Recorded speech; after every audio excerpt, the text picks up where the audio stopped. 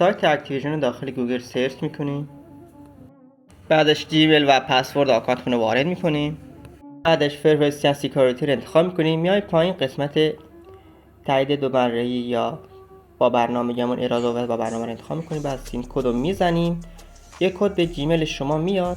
بعد از اینکه اون کد رو وارد کردید وارد این قسمت میشیم. قبلش باید برنامه گوگل اوثنتیکیت ها رو نصب کنید رو گوشیتون.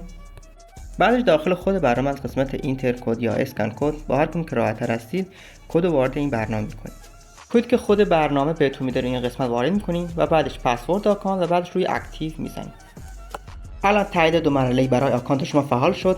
دوستان یه پیام به جیمیل شما میاد که مبنی بر کدهای پشتیبانی هستش. حتما این کدها رو یه جای یادداشت کنید، چون اگر به تایید دو مرحله‌ای دسترسی نداشتید با یک بار زدن این کدها میتونید تایید دو مرحله‌ایتون رو تایید کنید.